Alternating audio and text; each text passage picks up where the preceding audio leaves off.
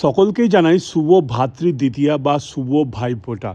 আজকের দিনটা খুবই স্পেশাল দিন ভাই ও বোনদের জন্য। ভাইফোঁটা কেমন গেল, কি হয়, কি খাওয়া দাওয়া করলাম, আর আমাদের কি নিয়ম আছে সবটাই বলবো। প্রথমেই আমাদের নিয়মে পড়ে লালকার মাজাই বাঁধা ও গলায় পরবো এই কাঠের মালা। আমার নিজের ৩টি বোন ও আমার ওয়াইফের এক ভাই ও এক বোন। প্রথমেই শুরু করলাম শ্বশুরবাড়ি থেকে। আমার ওয়াইফ নিজে হাতে তৈরি করেছিল ভাইদের জন্য লুচি, ঘুগনি ও পায়েস, সাথে কলা, মিষ্টি। বাঙালিদের এই ভাইফোঁটায় প্রত্যেকটা ফ্যামিলির এক এক রকম নিয়ম থাকে। প্রথমেই আমার ওয়াইফ তার নিজের ভাই ও কাকার ছেলেকে ফোঁটা দিয়ে বরণ করে নিল।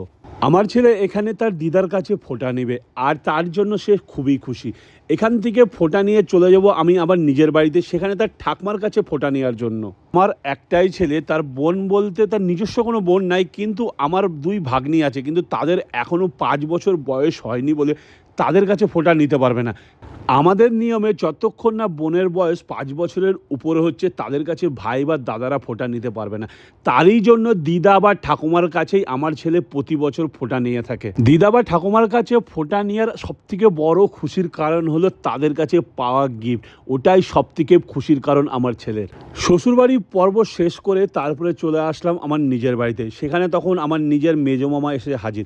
আমার 3টি মামা। সেই মুহূর্তে মেজো মামা ছিল, বড় মামা এখনও এসে পৌঁছায়নি। আর ছোটো মামা এখানে থাকে না, বাইরে থাকে, তার জন্য ছোটো মামাকে ফোঁটা দিতে পারেন আমার মা। নিজের বাড়ি পর্ব শেষ করে চলে গেলাম বোনের বাড়ি। সেখানে 2 বোন এসে হাজির।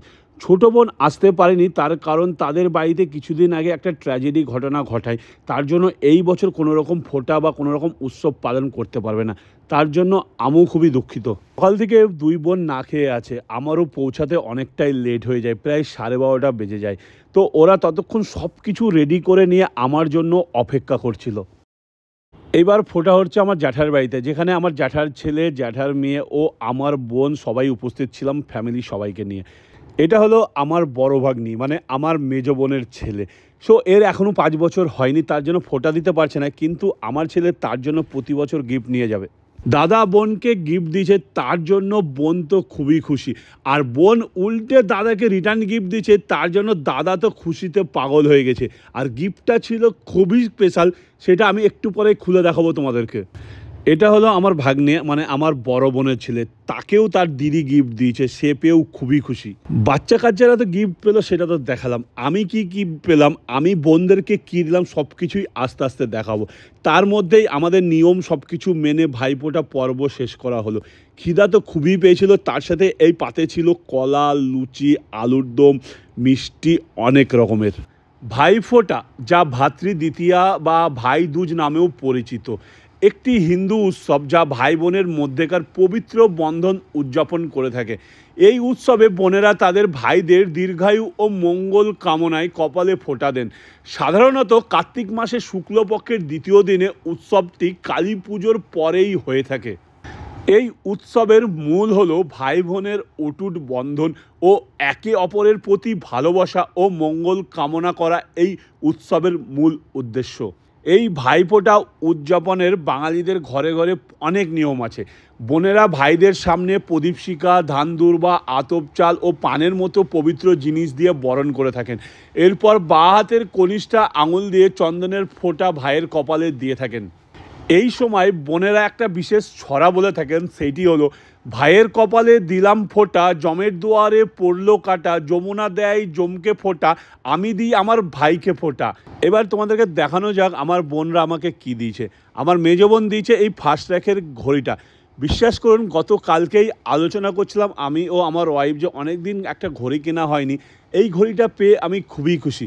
তার সাথে আমার বড় বোন আমাকে দিয়েছে আমার পরনে যে জামাটা দেখতে পাচ্ছ, সেই জামাটা। আমার ছেলে বোনের কাছ থেকে যে গিফটটা পেয়েছে সেটা তো খুবই ছিল ইউনিক ও স্পেশাল।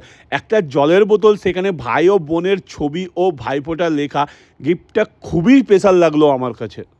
ফোঁটা পর্ব শেষ করে ভাগনা ভাগ্নিদের আবদার মামারা ঘুরতে নিয়েছিল।